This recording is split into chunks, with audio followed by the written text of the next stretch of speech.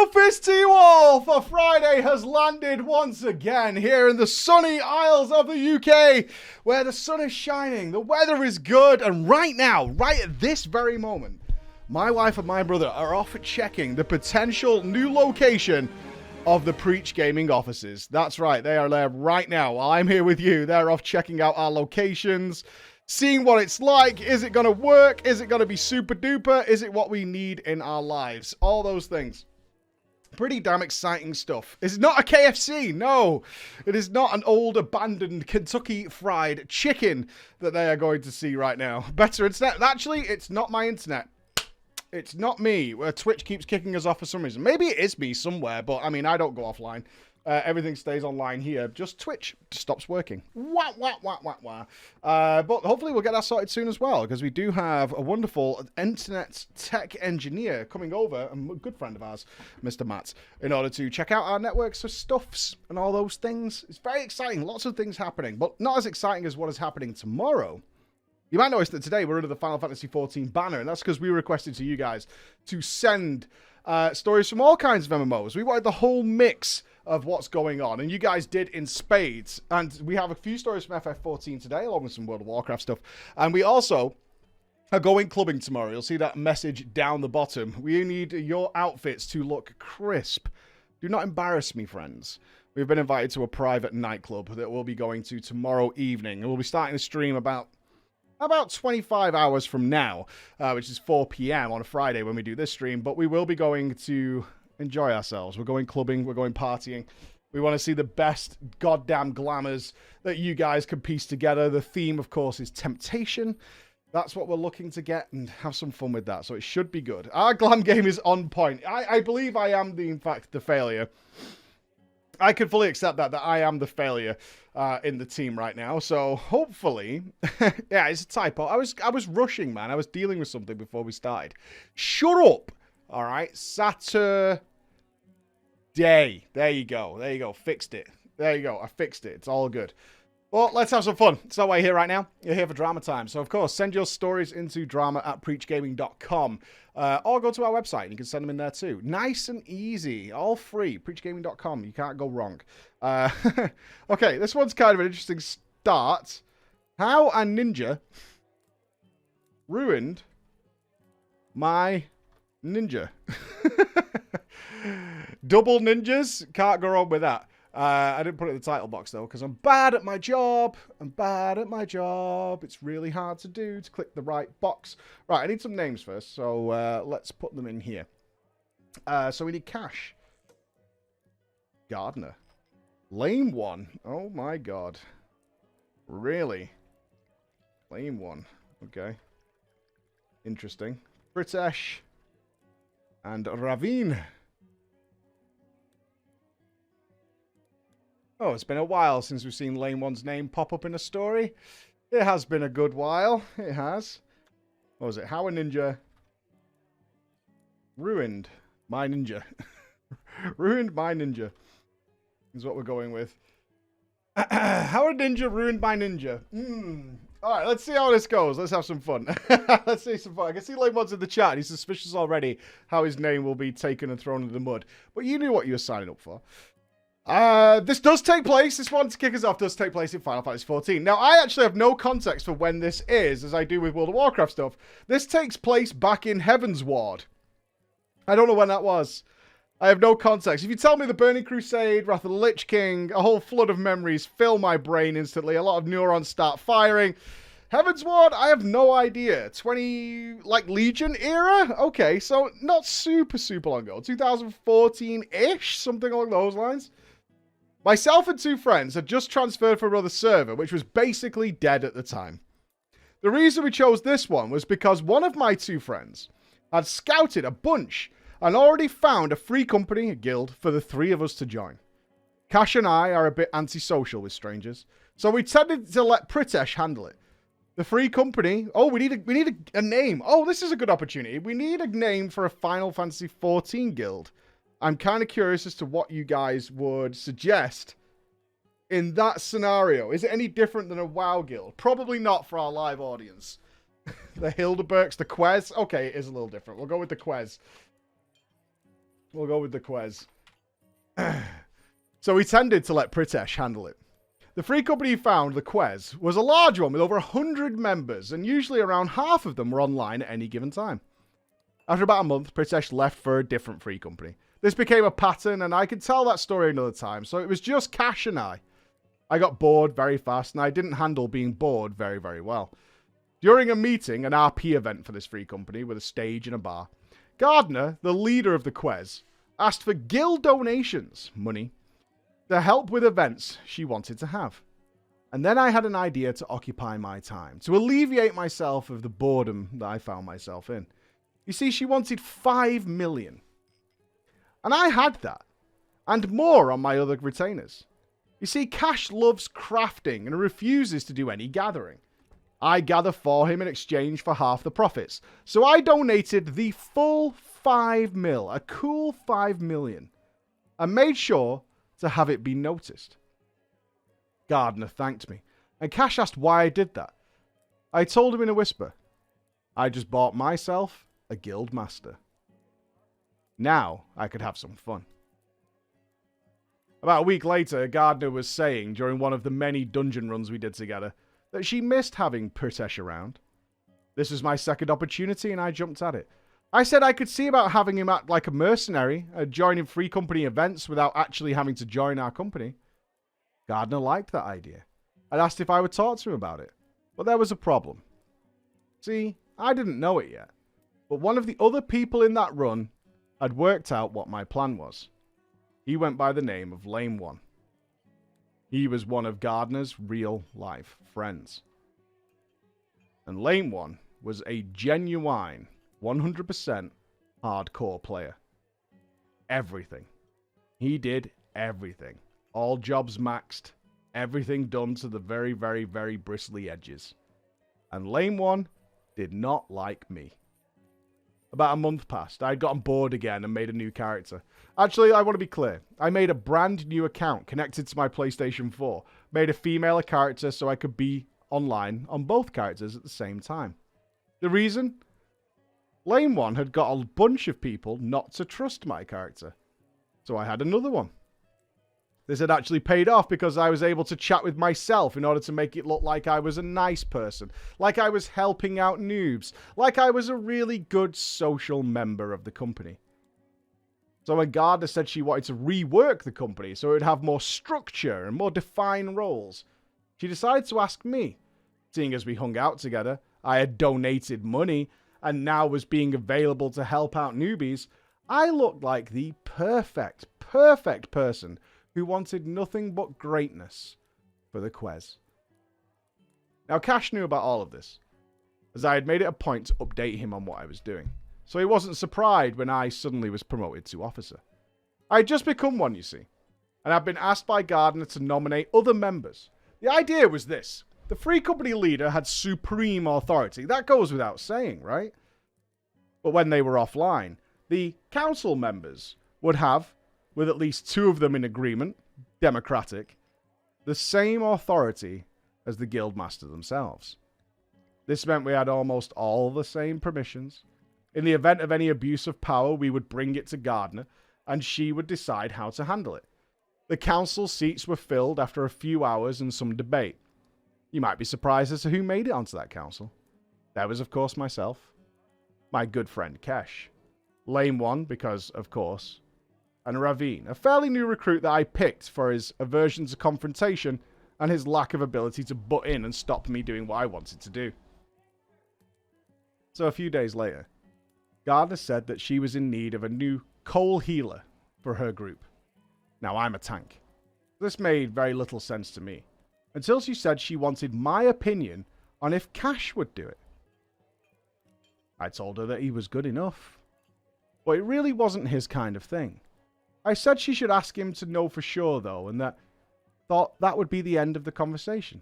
You see, on top of not being very social, Cash was already doing his own thing and had been made the treasurer of the free company bank. We all gained additional roles when we created the council, and the money side of things was to be his. I was both enraged and shocked when the very next day, Gardner said that Cash had told her he would consider it. She had taken this as a light yes. But I knew better. She even said that I didn't know him as well as I thought. Weren't you guys friends? So I called him straight away. Sup, mate? Why did you say yes to her? I didn't. I just said I'd consider it because she kept fucking whispering me and that, and it was really getting on my tits. So I just wanted her to leave me alone. But she took that as a yes. Like a yes, I'll think about it and I'll try it out. No, not going to do it though. I need her to trust you. I recommended you. So trusting you means that she can trust me. Alright? How about, like, I try it out, right? And then I just fuck it up completely. That way she just won't want me to do it. And that's exactly what he did.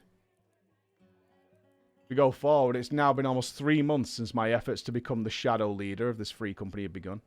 I pretty much do run it with Cash agreeing with me on most things and taking a stand against me only when I got to be too much. Which worked for me since it kept the opinion of him being my yes man from getting too much ground. Lane 1, of course, is often outvoted, since the only other member of the council is Ravine, and he usually logs off whenever something starts looking like conflict shows up. Lane 1 could clearly see what was happening. But Gardner didn't believe him. Why would she? I was the nicest guy. It was at this point that he ninja'd the entire free company chest. Lane 1 took all the items. He took all the money. He took all the crystals. Cash the treasurer called an immediate council meeting. Now, he had never done this before, and seeing as he even got Gardner to join it, I was concerned. Lane 1 obviously didn't show up, but everyone else was there. Gardner had even brought Ravine to this one. After hearing what happened and who did it, I was pissed. Most of the stuff that Lane 1 ninja'd was shit that I had put in there in order to curry favour with the guild master. I said he should... What the fuck? Wait a minute. Wait, what? I said we should vote now to kick him. Why is he not already kicked? What the hell? We're going to vote? We'll vote. He's not instantly kicked. I tell you what, it is a welcoming game. It is a welcoming game. Wait. We can't get toxic now. Right? We've got a reputation to uphold in Final Fantasy. A reputation that cannot be besmirched by one man. He should be kicked, I said. The ninja looting on this scale meant he couldn't be trusted, even as a simple member. Cash agreed, and in my amazement, so did Ravine.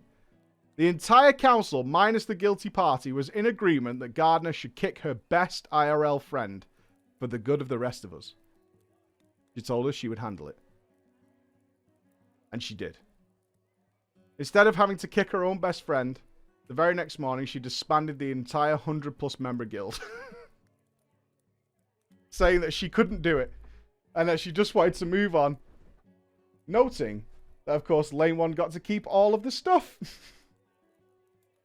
And that little simple ending, Preacher, is how a ninja looter kept me from ninja looting an entire free company myself. And I lost all the things I donated in the process. Man, you got fucked. You got absolutely screwed. You went for it, though. I admire the effort. I do. I admire the effort that you went to, but you still got absolutely pwned. Like, from somebody not even fucking bothering. From not even bothering. At all. Whatsoever. Well, as you can probably imagine, though, ladies and gentlemen, congratulations to Lane 1. Please email him for any requests you might have. We probably can't go too far without this popping up, so we should get it out of the way now. The Catfished Catgirl. Oh, we're at the top of the table. I see where these names are coming from. I see. Mr. Chiryu. Mr. Sandman Slims. Are we on website names here, Bex? Have we finally done away? Is that where we are? Oh, no. Oh, no. Hi, Paul. We're using both. Excellent. Okay. All right, there is some descriptions here of these people before we get into it. Chiryu will be the free company leader. Sandman Slims is Chiryu's boyfriend. Charles is my friend. And Vert is a brief player who shows up at the end of the story. Oh, the wonderful relationship between Cheerio and Sandman Slims. What a dream come true. I knew it. Oh, we're cross-pollinating across the globe from Germany to Ireland. Absolute perfection. Absolute perfection. Hi, Mike. And the Judgment Gang. Is that what you guys are known as? The Judgment Gang? That's pretty terrible. I hope your gavels are getting a good workout today. I have a story about the most poorly executed catfish scam I have ever seen in my goddamn life. FF14 was my first ever MMO. And my first free company in that game was full of drama. Since it was my first, though, I just assumed they were all like this, right? So I stayed in this original place for a very, very long time. I usually play a Lalafell because FF14 is full of thirsty weirdos and I really don't like getting hit on. Is that true? I would have thought it would have been the opposite way around. Nobody hits on Lalafells? Is that like an ERP safe zone? I can't imagine. There's some thirsty bastards in FF14. I can't imagine that being a Lalafell is going to stop them one little bit. People just pat you on their head. Okay, alright. There's your little potato people? Is that what it is? The Lalafells are a loophole. I see. Okay, I'm learning. Occasionally, though, I do start to wonder what items look like on something that isn't a round sack of baby fat. I wonder what armor looks like in this game. While I don't get the thirsty chasing me, I just wonder what armor looks like. So one fine day, I decide to race change. And of course, which race looks the best with armor in FF14? I became a Catgirl. The day I race changed was a real eye-opener for me.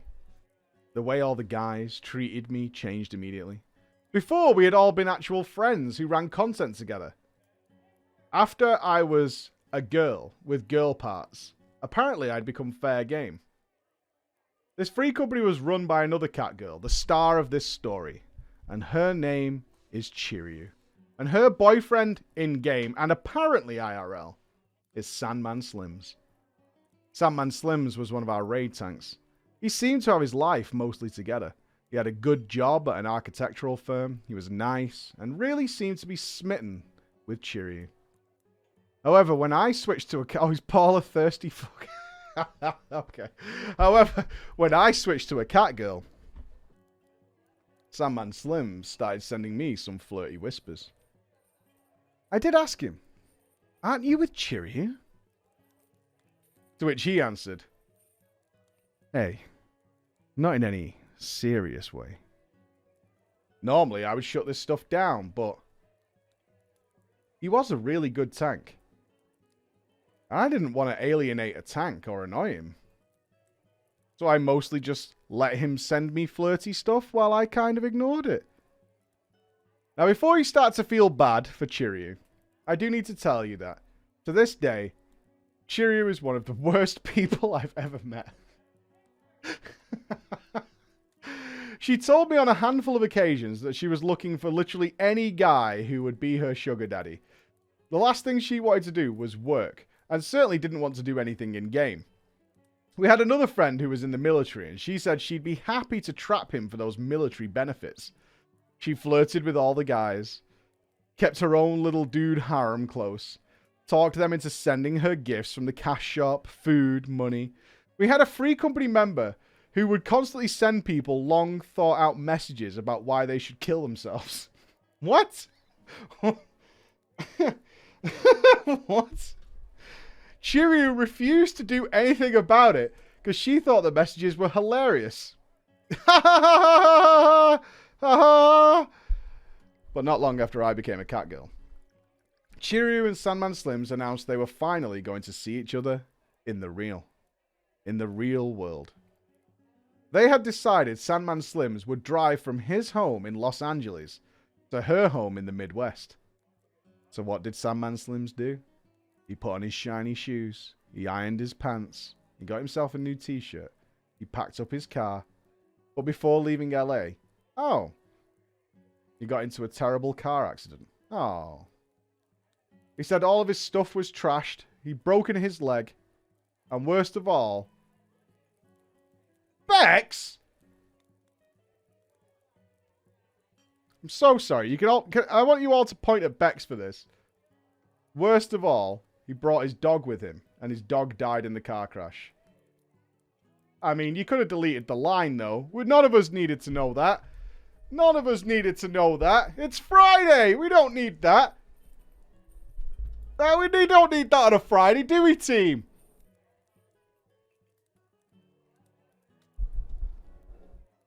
Chiryu gave him a few days to recuperate, but then sent him money for a plane ticket. Sandman Slim's got his brother to drive him to the airport, and we didn't hear anything else from him for better part of a day. When he finally checked in with us, he said his pain medication for his broken leg made him sleepy, and he fell asleep in the terminal and missed the plane.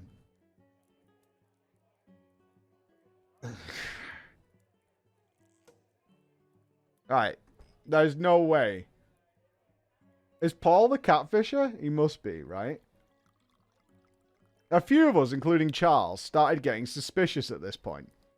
Charles is very outspoken. If you are a catfisher, and you played the dead dog card, you piece of shit.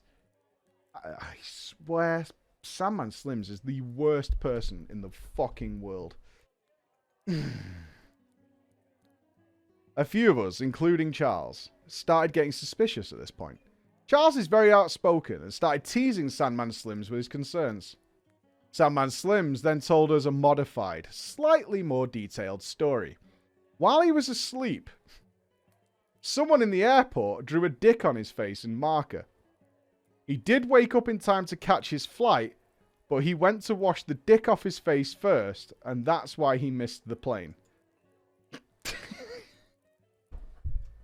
A lot of people doing that in airports. This is one of a lot of people doing that in airports. You got to be careful in an airport. A lot of people running around drawing dicks on people. I see it all the time. I've watched through a whole row of dicks as people have been waiting for a delayed flight. Oh, it's classic. It's classic. Every airport in the world warns you. There's a big sign saying, warning, dick drawers operate in this area. You got to be careful. We didn't believe him, obviously. He continued to try and flirt with me on the sly. Chiryu would not be deterred, though. She was enamored with Sandman Slims. So she then sent him more money. Oh, Chiryu. Oh, bless you. She sent him money, but this time all she had enough left for was for a bus ticket. So, of course, what did Sandman Slims do, ladies and gentlemen? He packed another bag. He grabbed some crutches, which he said hurt to use, and got on that bus. That's what he told us. This trip seemed to start much better than the others. He reported that he was making his way across the country and was excited to meet the woman that he had fallen in love with for the very first time. Things didn't go wrong for Sandman Slims on this journey until he apparently crossed into the Midwest. Somewhere around farming country, Sandman Slims went radio silent yet again, and the whole free company went into a panic. Chiryu called the bus company and hospitals around his last location, doing everything she could to find him and just check that he was okay. We also picked up a new free company member who was very chatty and very flirty. And after a couple of days of no word, a message appeared. A cryptic message in Discord from Sandman Slims. You won't believe what happened. You won't believe what happened, ladies and gentlemen. The bus... it stopped at a gas station so people could use the facilities. He got off to go to the bathroom, because of course he did. It's a long, long journey. But he had that broken leg. He was on crutches, the poor man. So he had some difficulties getting around. And some guy, random guy, pushed into the bathroom with him and robbed him. I think he said it was at a knife point. When he finally got away, the bus had left.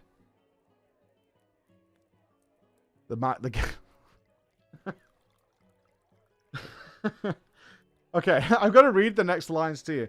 But if Chiryu still is going on with the hope, please, Chiryu, contact us. we have a safer home for you. The guy caught up to him and kidnapped him. He was being held at the guy's house. But when he wasn't looking, he'd managed to get hold of his phone. He told us, "Don't call the cops. I'm scared of what the guy might do." He said his brother was on the way to help. I mean, I know if I'm kidnapped... To be fair, look. There's still a chance he's telling the truth. I know if I was kidnapped at knife point and I finally got hold of a phone, I'm going on my guild Discord to let them know. That's my first call, is it not yours? That's my first call, is to go on Discord and tell the guild what's going on, right? Because they need to know. It's a priority. I can't raid. Exactly. You might have had a scheduled raid. It's true. It's true. You could get kicked for that. He went radio silent for another couple of days. Except for me. He told me that being kidnapped was boring. He sent me... and that he was horny. And could I send him some nudes to help him get over the trauma? Yes! Yes! The brain play! Oh, the genius of it all. The genius of it all. How can I also turn this into my advantage? Again, if I'm kidnapped, I would probably say, stranger, send me nudes. I'm really bored. I, of course, didn't believe any of this, as I'm sure your chat doesn't. So the nudes request was was just full-on crazy to me at this point. Charles sent me a message asking me what I thought of all this that's going on, as the guild was in a bit of a frenzy. And that's when we realised neither of us believed any of it. We tried to gently broach the topic of this being a catfish situation with Chiryu. She did not handle this well, or nicely. So we decided to kick back and just kind of let it happen. After a few days of kidnapping, we... Oh, the lines you guys make me read. After a few days of kidnapping, we once again heard from Sandman Slims. His brother had turned up, fought the man, and liberated him. His brother had apparently driven all night from Los Angeles to wherever they were. I don't even think that's possible, but still. He had scared the kidnapper into letting Sandman Slims go. The brother was going to drive him the rest of the way. Are we still going to see Chiryu? We're continuing. We're pushing on. We're pushing on even after the kidnapping. We're carrying on. All right, fair enough. This time, after this message, he went radio silent for maybe about an hour, something like that. It was really fast, surprisingly. This was clearly a hastily written chapter of this cross-country travel saga that Sandman Slims was scribing to us. Chiryu started calling hospitals again, and it just turned into a big old dramatic mess. No one believed Sandman Slims anymore. Except, sadly, astonishingly, Chiryu. A day later... Oh no. A day later, a message received. They had been carjacked by a hitchhiker while in the middle of nowhere. Sandman Slims and his brother were now stranded. He couldn't walk because, of course, the broken leg. They didn't know where they were. This seemed to be the final straw that broke Chiryu. And she told him, "Shut the fuck up. Please. Give it up." Thank you. Praise Jesus. Praise Jesus, we got there. Now, to Sandman Slims' credit, he did. He did. He confessed he had never even left his house. Had been sending her fake pictures the entire time. He, of course, was not an architect. He worked as a bagger at a grocery store. He never even had a dog. You fucking piece of shit. He also confessed he had made an alt character and joined our free company to watch us make sure that we believed him and to see where the holes in his story were popping up. Genius. Genius. He used the alt to flirt with the girls he'd been flirting with to see if they were actually loyal to his main character's flirtations. Oh, magic. Poetry, Sandman Slims. Poetry. You would think the confession would be the end of this saga, right? We can call it a day there. But it went on. He begged Chiryu to stay with him. And she said, maybe. What the fuck? But he had to prove himself to her. I don't remember exactly how he was supposed to do that, but whatever it was, he clearly didn't do it because she just started ignoring him. He gets to stay, though. Again, non-toxic. Non-toxic. No, not stopping. Non-toxic in Final Fantasy. Not even getting kicked. Charles and I decided that this free company was just too much, and it was time to go. Charles let Chiryu know we were out, and this chick had the audacity, the fucking stones, to tell us that we're not allowed to quit. We just laughed. Eventually, we left to make our own free company, and Chiryu sent Charles a message that she would only be okay with us going if we took Sandman Slims with us. We kind of shrugged about it and decided we'd tell Slims he was welcome if he wanted a fresh start. We didn't care. He immediately ran crying to Chiryu that we were trying to poach him. To which Chiryu went on the defense. She saw this as an invitation, my friends, to start some shit. She began telling people around the server that we left, and we're trying to poach free company members away from her. She tried to use Sandman Slims to play double agent with us, but he was too dumb, so he couldn't pull it off. So it was more funny than anything. She also started spreading a rumor that another free company member, Vert, had been lured away by my Catgirl wiles. She said she had proof, but never showed it. Vert wasn't even playing Final Fantasy XIV. I had no idea why the fuck any of this was happening. We just did our thing and tried to ignore her as any of you guys would. She got more and more hysterical, though. At one point, she stood in the zone where endgame players hung out, screaming that we were bad people, ruining Final Fantasy XIV, and poachers, and the whole server should turn on us to avoid having terrible people like us play the game. She looked crazy to everyone, as you can imagine. When that didn't work, she declared that she was too traumatized to stay on our server and made everyone in her free company transfer. Even gone, she still tried to start shit with us. She made blogs. Oh no, we're blogging. She started posting blogs on the Lodestone. What's the Lodestone? What's that? What's the Lodestone? Is that like a Final Fantasy XIV blog site? Oh, it's the Final Fantasy. Oh, she went to the forums. Classic. Okay, it's the she's gone to the forums. Got it. She started making blog entries on the Lodestone about how awful we were.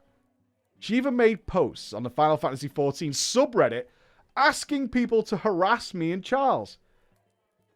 She doxed us.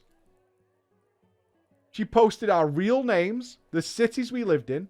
We, of course, reported her efforts and they got removed, but nothing ever happened to us, no matter how much she tried. Vert resubbed to the game and messaged me because he didn't have a free company anymore and was confused. What's going on? We told him the story and we laughed. He joined ours. He became one of my closest pals. And then my fella. Oh, he started dating him. Awesome. We've been living together for a few years now and are now, Mike and audience, discussing marriage. Very nice. Very nice. About a year after she left our server, Chiryu sent me and Charles a message apologizing for her behavior. She said she only behaved that way because we made her crazy. Oh, it's still your fault, though. I apologize. You made me crazy. We laughed and told her to go fuck herself. Occasionally, though, I do see Chiryu in 24-man raids or content with a lot of people. Whenever I see her, I always tell the whole raid the story of the Catfished Girl. It's a big crowd pleaser for anybody who will listen. Also, importantly, I went back to Lalafell very quickly after all this happened. I don't think we can blame this on you being a cat girl. I don't think that's the root problem here that caused all this. At least, I don't want it to be that. I think you just met a crazy person. I don't think it's just because you're a cat girl. I would assume not. There's nobody who really thinks cat girls are girls, though, right? What's the percentage there? It's got to be low. It's got to be pretty low. Lalafells of where you got to watch. The Lalafells of what you got to watch out for sure. It's got to be, right? It has to be. All right, who have we got in here? Let's have a look. See, we've got Eric, Mike with 2 eyes. Is that Mika? Lodge, all caps. Big ol' meat pie. Oh my god, some classic names in here. We need a guild name as well, my friends. We do need a guild name to go along with this. It was the best of times. No, not ad finum. I'm just going to put and the worst, but you know the original quote. Just worried about space. Yeah, that works.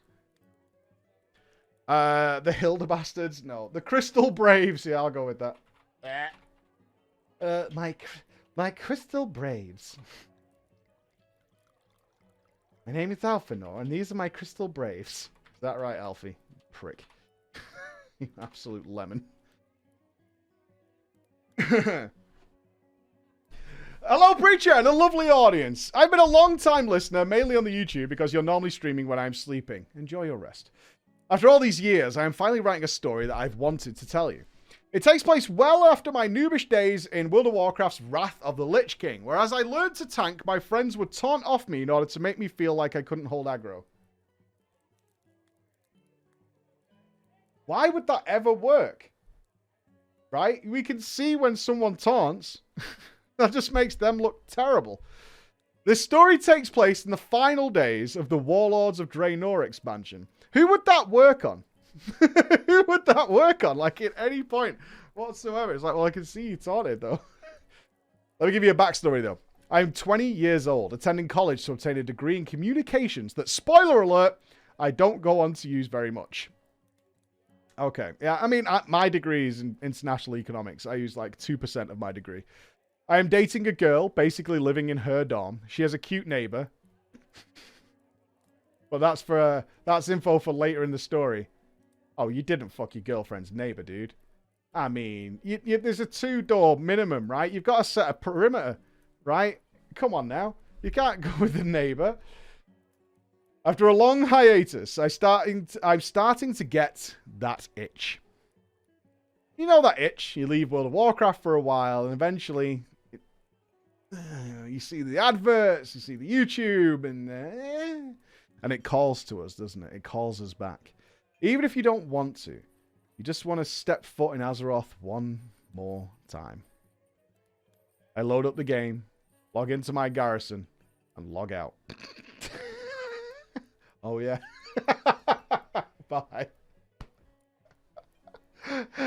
I love that you probably toyed with that idea for like a month, maybe. Something like that. And then you're like, oh, yeah.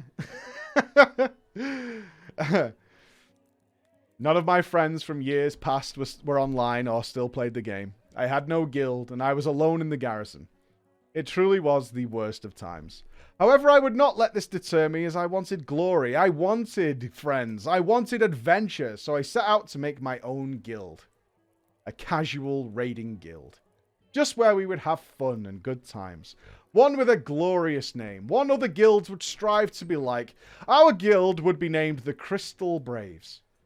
Now, instead of doing the normal thing of making a quality macro to attract new people, or posting on the forums, I thought, let's think outside of the box. And I had a genius idea. I would fly around the world, around Draenor, looking for people out in the world who didn't have guilds and just talk to them. Kind of like an interview, but just say hi. Not whisper them a macro, not invite them without saying anything, just a little bit of chat. Ask how they are enjoying the game. What are they doing? Why haven't you got a guild? Surprisingly, it worked better than you could have imagined. In the dark forests of Tanaan Jungle, I met my first, was a man named Eric, a rep paladin who would go on to change his class every week because he couldn't decide what he wanted to play. He would buy a boost, play a character for a while, then change again. We call them whales. You would think this would end once he had it all unlocked, but he actually deleted the characters after he stopped playing them and bought a new one. Fuck you, Eric. Just fuck you. Fuck you. And this would happen regularly for the entirety of him playing World of Warcraft. Luckily, on raid nights, he would show up, tried and true on his paladin, ready to fight for the cause. Next, I met a hunter and a mage wandering near the Hellfire Citadel. They were a couple who liked playing together and always wanted a guild, but couldn't find a place with people that suited them.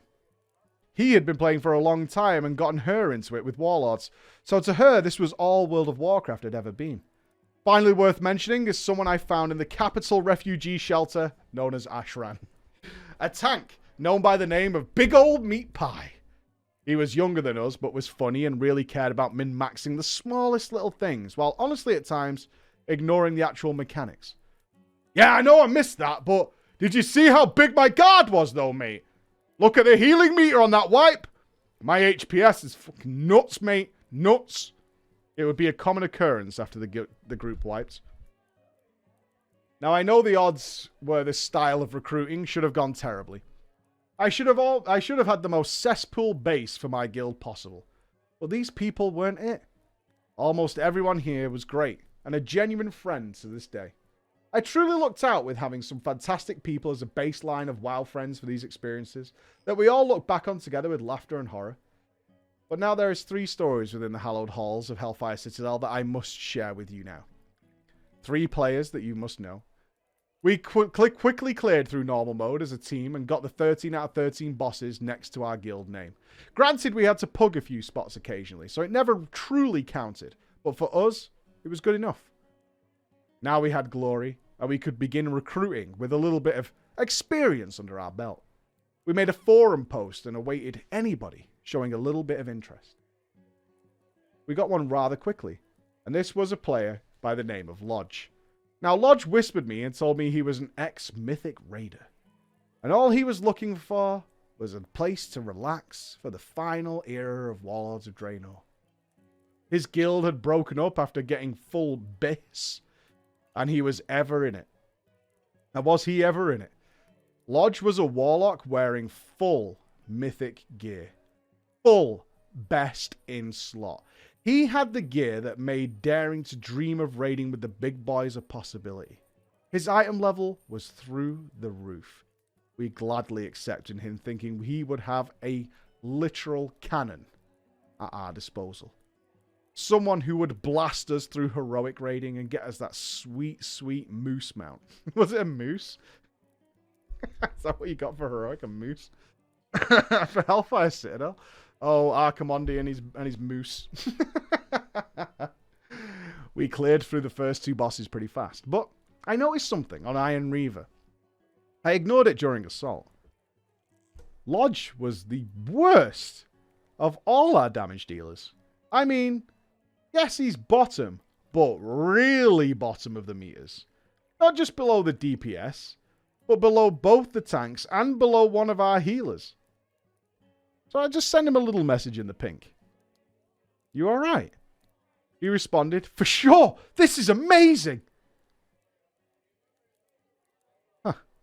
There didn't seem to be any inkling at all that his DPS was bad. Maybe he was lagging. Maybe he was having a drink and not caring. This was easy to him because look at his gear. He's so magnificent. I decided to keep moving forward thinking, I don't know, maybe it'd get better, but I was wrong. Lodge stayed at the bottom of that meter. Like he lived there. Like it was his home. All the way through the first 6 bosses. We had to address it. Clearly. So we just asked him point blank, it's our first raid. Bro, did you buy that account though? No! He said he earned every bit of these items. Thing is, I could have put my old Christian mother, who has never played a video game in her life, on that character and got better results. However, his DPS, combined with the wall we were about to face in this raid, led to Lodge being gone forever. Preach, I ask you, and I ask your chat as well. Hellfire Citadel. Which boss is going to be a wall to a semi-casual, hardcore, heroic raiding guild in Hellfire Citadel with someone like Lodge in your raid after you have killed Gorefiend? Post Gorefiend. This should be so easy. It's something, a personal responsibility fight. It's the Birdie Boy. Oh, it's Birdie Boy. Caw-caw, motherfucker. Caw-caw. Shadow Lord Iskar. Now, as you all know, or maybe you don't, but let me assure you, Iskar is not that hard. It's really not that hard. You simply have to pass a ball around. Most of the mechanics are straightforward. But there is one that always kills someone in the group. The ball. For everyone who doesn't remember, the wind would choose some of your raiders to drag off the edge. And the way you would survive this was simply passing the ball to the person who was going to get blown off. And then they would pass it to the next person who might get blown off. Very, very simple. Somehow, without fail, Lodge would get the debuff. And if you would dare to pass him that ball, he would just hold it. Like it was a simple egg, and inside was his child. Now, the solution to that would be simple, and I could probably hear your brains thinking it already. Just don't give him the ball. Let him die. Easy. Well, there is another issue. At the time, for the people who couldn't do this fight, there was an add-on that would target and pass the ball for you. And this add-on was very, very popular. Most of our raid team used it. And so did any of the pugs who decided to join our little raid team. And this would always lead to Lodge getting the orb early. And us watching our raid team be dragged off the ledge. 1 second.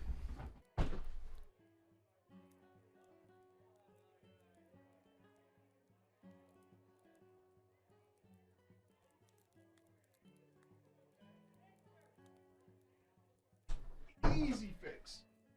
Woohoo! Close the door. Woohoo!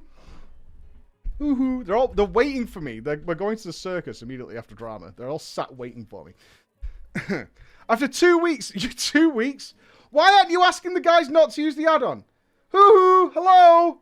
Just don't use it. Just press the button. Woohoo! So easy. Click. Press button. After 2 weeks of this, we talked to him to getting better, and we talked to him about getting better. And he quit the guild. Casual, I've never used an add-on for Iskar. Really? He quit the guild.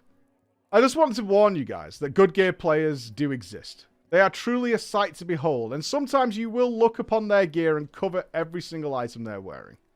Well, our next little story is a short one, with one worth mentioning for sure. A little after Lodge left us, we gained a full team of fun players. We were clearing pretty far into Heroic, being at 9 out of 13 Heroic kills now. We were doing great, but funnily enough, on our 15-man team, we took 5 hunters. Of course you did. We cleared Sokrathar and one of our healers had to go. So we grabbed a pug healer so we could continue raiding. They joined our Discord and said something along the lines of, "Holy Hunter Guild, what the hell are you guys doing?" Round of applause to that pugger. Whoa! What is this? I respect this pug. Immediately joins and goes, "What the hell?" Making some of us laugh, to which I responded entirely jokingly and with no ill intent. "Oh yeah, we've got way too many hunters." 2 of our hunters immediately G-quit and left the raid.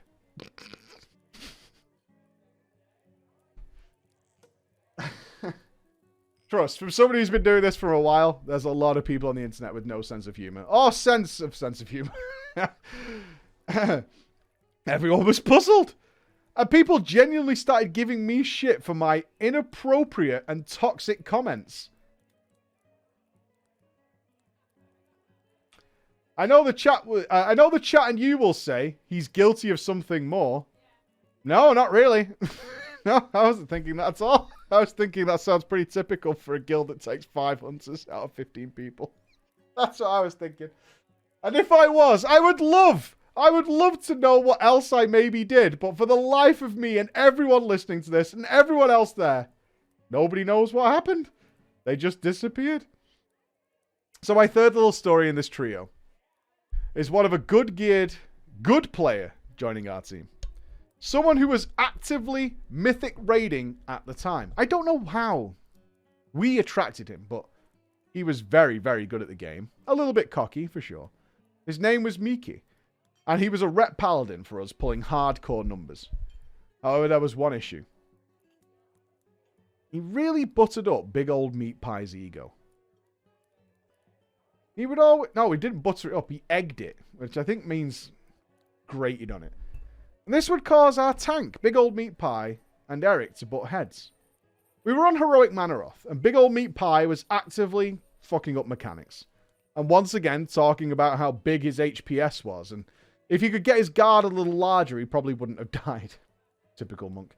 Finally, after like 2 hours of pulls, and Big Old Meat Pie saying cool comments like, I don't know why this is taking so long. My HPS is crazy. You guys all need to play better. Eric snapped at him. They argued back and forth before we finally called it early for the night. All this time, I need to mention, throughout the month of us raiding together, Mike had been messaging me privately asking if I had any interest in raiding Mythic. I was a good player. I had good passes. I had good mechanical skills, and in retrospect, I probably would have loved Mythic raiding. However, I loved my guild, I loved who I was playing with, and I wanted to take all my boys that I had put together myself to that coveted heroic moose. So I turned down the idea again and again. Friday rolls around after the big fight. It's raid day again. I log on to see Eric hitting me up in the pink. You need to take a look at the guild. I open up the tab and the number of members has dramatically dropped. As it turns out, Mike was what some of you may know as a scout. He had come to our guild in his mythic gear, easily got an invite, and was just looking for more people to join his guild. He had been whispering multiple of our best players, and that a majority of them decided to go and join his proper mythic guild. Worst of all, they were joining his mythic guild's team 2, that he was going to lead on his ult. Ew! Ew, really? Do you want to leave here and join guild team 2? Gross! That is gross! Big Old Meat Pie was one of those players. That was the end of the Crystal Braves. That was it. Every single one of our good players had left to join Team 2. I didn't understand it. We had so much fun. Afterwards, many of us did get our moose mount, but... many of us didn't get our moose mount, but we did end up with something much better. We stayed friends to this day.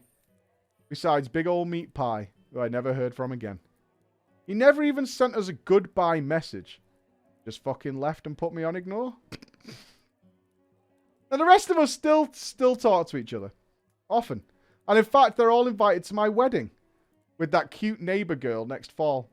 They are truly fantastic folks. And I got so lucky that I got some of the best gaming friends possible. In one of the worst expansions ever. I hope you enjoyed my little story. I have many more, especially with those friends from Wrath. But I felt compelled to share this with you. So until next time, my friends, don't use an add-on to throw the ball, and fare thee well. Oh, I feel kind of sad for you. It just died. Why would a mythic geared player... Have you guys ever experienced somebody who's ludicrously overgeared joining your guild and it being for a good reason? It's so sketchy. Unless you know them already, right? It's giga sketch. Like, if they're your friend or something, fine, right? So, like, my guy's, like, my WoW character I haven't played for weeks now is, like, he's, like, heroic and a bit of mythic gear or whatever. But if Crusher wanted to come and play, fine, right? Or Nups or Alex or something like that. But a stranger showing up fully geared to the teeth?